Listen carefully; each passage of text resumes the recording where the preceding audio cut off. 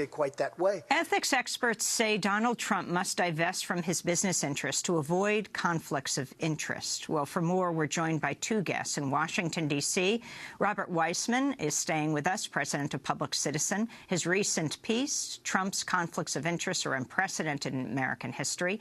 And joining us from San Francisco, Aaron Glantz, senior reporter at Reveal from the Center for Investigative Reporting, where his latest investigation is headlined Trump's Indonesia hotel deals hint at his form of foreign relations. We welcome you both to Democracy Now! Robert Weissman, lay out your concerns.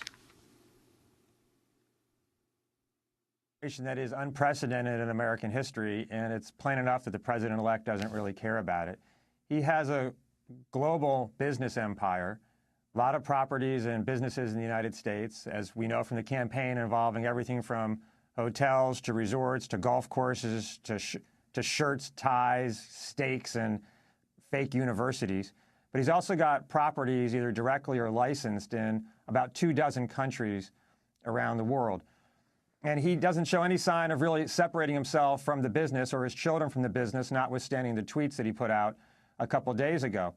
So we're looking at a president who's going to have a business interests in all kinds of policy decisions that he is going to face, involving everything from consumer protection to worker safety, workers' rights to organize, terms for Wall Street reform, bankruptcy rules, tax law, and then especially the conduct of foreign policy, where the decisions he makes will have impact on the properties that he owns or is associated with around the world. We're looking at entanglements that are just absolutely unprecedented, and no sign of him trying to remove himself from being enmeshed in this disaster. It is part of the reason we say that we are now looking at what's going to be the most corrupt administration in the history of the United States. Members of Donald Trump's incoming administration have had to defend the president-elect against criticism of the conflicts his business interests present.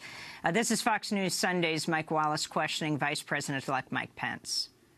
If I may just ask a question, sir, briefly, if his kids are running the business, and if we're talking about buildings here, if he doesn't divest himself of the business, a lot of people are saying turn it into cash, he's going to know who the kids are doing business with. In fact, there was just a meeting in the last few days with some of his business partners from India. Doesn't that create a tremendous danger of a conflict of interest?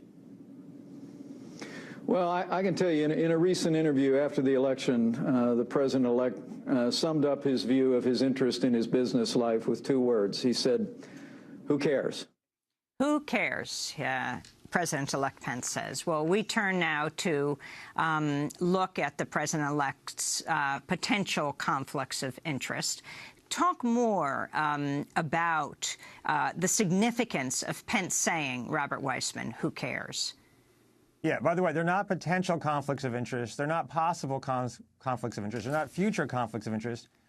It's not the appearance of conflict of interest. They are conflicts of interest, and it will bedevil almost everything that he does as president. He has a hotel in Las Vegas, for example. There's an ongoing labor dispute. The National Labor Relations Board says he ought to let his workers unionize, and he's trying to fight it. Okay, now he's going to be boss of the NLRB. And he's going to have a profound role in making decisions about labor law. He's got a self-interest in the issue. He just was involved, obviously settled recently, the lawsuit involving his fake Trump University. Well, the reason that people who were victimized by Trump University were able to sue him is that there are consumer protections in this country. And they had a right to band together in a class action to sue the perpetrator of wrong against them. Well, now as president, he's going to have a key role in deciding whether or not people have a right to join together in class actions and what the standards are of consumer protection. His biggest lender is Deutsche Bank. Well, Deutsche Bank is involved in negotiations with the Justice Department now for the wrongs it did leading up to the financial crash. The Justice Department wants about $14 billion from Deutsche Bank, and the bank and the German government are fighting hard against that. Is that not going to be influenced by President Donald Trump? Well, the markets think it will be influenced because Deutsche Bank's stock went up 20% as soon as he was elected. I want to turn to Aaron Glantz, who looked deeply into one story for Reveal, the Center for Investigative Reporting. Aaron, lay out what you found. Well, the important thing for me, Amy, was that not only does Donald Trump have these vast business interests all over the world, but he was expanding them even as he was running for president. So we looked at his business interests in Indonesia because he signed deals for 2 different resort complexes in Indonesia, one in West Java and another in Bali, while he was running for president in August and September of 2015. And we looked especially at his business partner, who goes by Haritano in Indonesia, who's a very controversial oligarch and media mogul, much like Donald Trump, a politically motivated person who ran for vice president of Indonesia on a ticket with General Wiranto, who is indicted for war crimes by a UN tribunal. He has a wife who owns a beauty pageant. He owns many media properties and is a purveyor of reality television.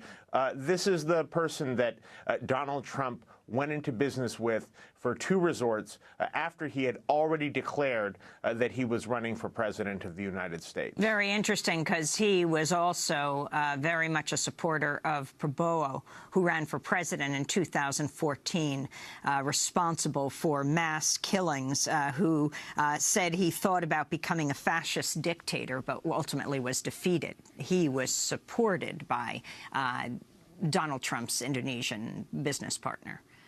Well, these are his friends, right? That's how I look at it. I mean, people like Robert Weissman are going to be asking what are the conflicts of interest that he faced, and noting the conflicts like unionization of his hotels. In the foreign policy arena, I ask, who are his friends? If there's a crisis in Southeast Asia, who does Donald Trump know? Who is he going to pick up the phone and call?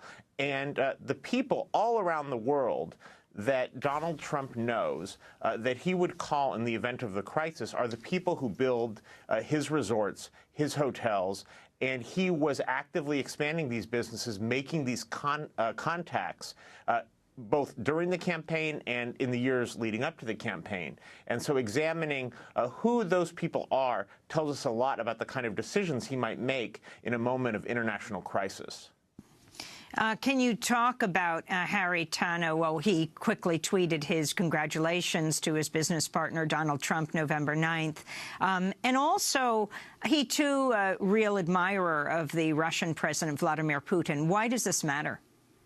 I think it matters because it gives us a sense, for people who are concerned about social justice, economic rights, war and peace, when you know that there's somebody on the other end of the phone, we know our president-elect is an admirer of Vladimir Putin, who is no friend of human rights.